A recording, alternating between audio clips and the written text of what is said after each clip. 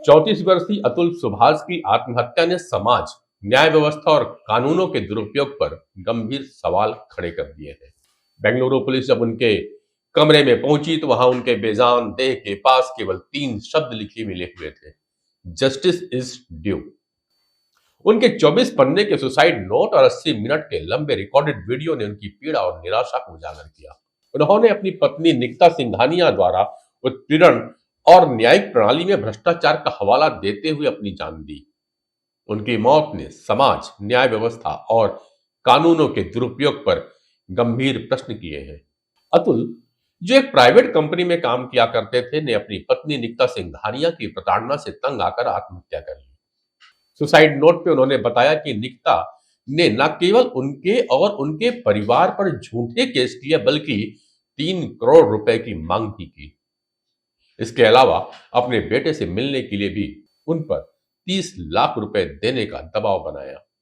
Family court ने अतुल को हर महीने 40,000 रुपए बच्चे का गुजारा भत्ता देने का आदेश दिया, जो उनकी मानसिक और आर्थिक स्थिति को और खराब करता गया। अपने सुसाइड नोट में अतुल ने यह भी आरोप लगाया कि फैमिली कोर्ट की जज ने उनसे रिश्वत की मांग की थी।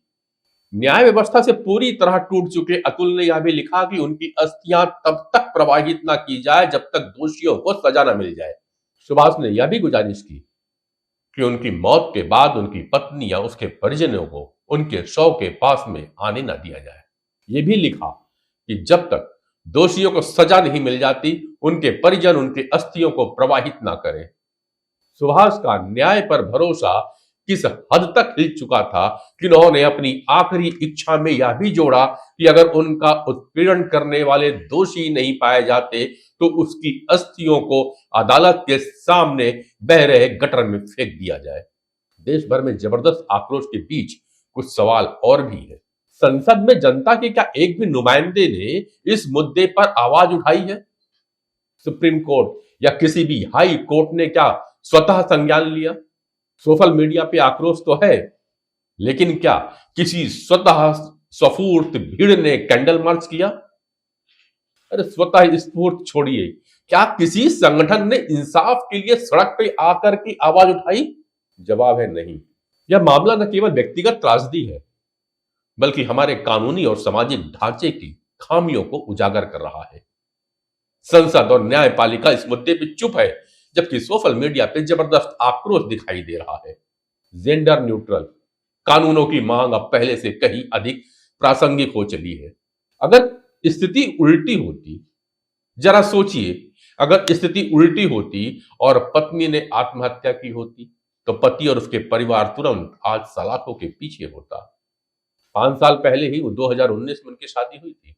शादी से 4 साल का एक बेटा भी है, लेकिन शादी के बाद से ही उनके उत्पीड़न का सिलसिला शुरू हो गया।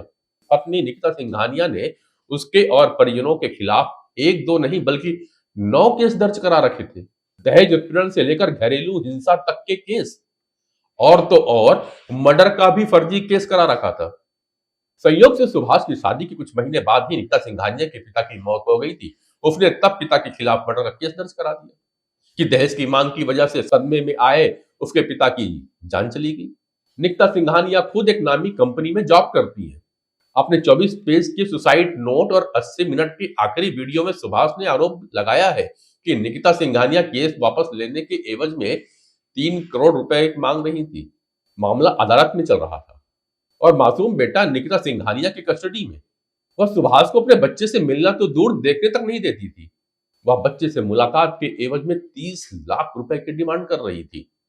फैमिली कोर्ट ने सुभाष को आदेश दिया था कि वो बच्चे के गुजारा के लिए पत्नी को हर महीने 40,000 रुपए दे, और पत्नी भी अपने गुजारे के लिए 40,000 रुपए मांग रही थी, यानी 80,000 रुपया महीने को गुजारा भत्ता के रूप में निकिता सिंघानिया को मिलना चाहिए था। मुकदमेबाजी और पत्नी की प्रताड़ना ने सुभाष की जिंदगी को जहन्नुम बना डाला। पिछले 2 साल में ज्यादातर समय अदालतों के चक्कर काटने में उसका बीतने लगा। सुभाष न्यायिक व्यवस्था से हताश हो चुका था। अपने नोट में उन्होंने फैमिली कोर्ट की जज रीता कौशिक पे भी रिश्वत मांगने का गंभीर आरोप लगाया।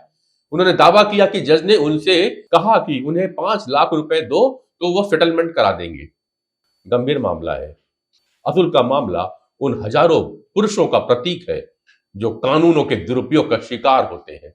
अतुल सुभाष जैसा केस न कोई पहला है और न ही कोई आखिरी जब कानूनों का दुरुपयोग करके किसी बेगुनाह को प्रताड़ित किया गया हो। 21 साल पहले नोएडा का एक केस याद कीजिए, जब एक लड़की विवाह के मंडप से यह कहकर उठ जाती है कि उसके पति दहेज में 12 लाख रुपए और एक कार की मांग कर रहे हैं। लड़के और परिजनों के खिलाफ केस दर्ज हो गया। लड़के की मां सरकारी टीचर थी और केस की वजह से उसकी नौकरी चली गई। लेकिन अदालत में इस ड्रामे की बाद में कली खुल गई। 9 साल बाद कोर्ट ने आरोपियों को बरी कर दिया। हकीकत यही थी, लड़की किसी और से शादी करना चाहती थी, इसलिए मंडप में पूरा ड्रामा रच दी। लेकिन उस लड़के और लड़के के परिवार का क्या हुआ, जो 9 साल तक बदनामी झेलते रहे? अपनी नौकरी गंवा बैठी मां का क्या हुआ? उनकी मानसिक स्थिति का क्या हुआ? इस पे कभी किसी ने चर्चा नहीं की। दूसरा केस 2015 में दिल्ली की एक छात्रा ने फेसबुक पर एक तस्वीर डाली। उसमें वह एक लाल बत्ती पे खड़ी थी और एक दूसरी बाइक पर एक युवक आया। लड़के ने आरोप लगाया कि युवक ने उस पर फप्तियां कसी, अश्लील टिप्पणियां की और ये धमकी दी कि जो कर सकती है कर ले। लड़की की पोस्ट वायरल हो गई और कुछ ही पल में वह हीरो बन गई। लड़का गिरफ्तार हो गया, समाज में मनचले, बदमाश और लफंगे का टैग मिल गया। बाद में पता चला कि लड़की ने ही लड़के को गालियां दी थी। लड़के ने तो कुछ किया ही नहीं था। ये घटनाएं दिखलाती हैं कि कैसे कानूनों का दुरुपयोग निर्दोष लोगों की जिंदगियां बर्बाद कर सकता है। इधर अतुल की मां रो रो कर इंसाफ की गुहार लगा रही है। सवाल उठता है कि क्या अतुल को इंसाफ मिलेगा? क्या जेंडर न्यूट्रल कानून बनाए जाएंगे? क्या झूठे आरोप लगाने वालों के खिलाफ सख्त सजा का प्रावधान होगा? अतुल सुभाष की आत्महत्या सिर्फ एक व्यक्ति की हार नहीं, बल्कि समाज और सिस्टम की विफलता है। जस्टिस इज ड्यू का संदेश हमें इस बात पर सोचने को मजबूर करता है कि क्या हमारा समाज और न्याय व्यवस्था सचमुच में निष्पक्ष है। विचार करिएगा, जब आप लिख भेजिएगा कमेंट्स पे। नमस्कार।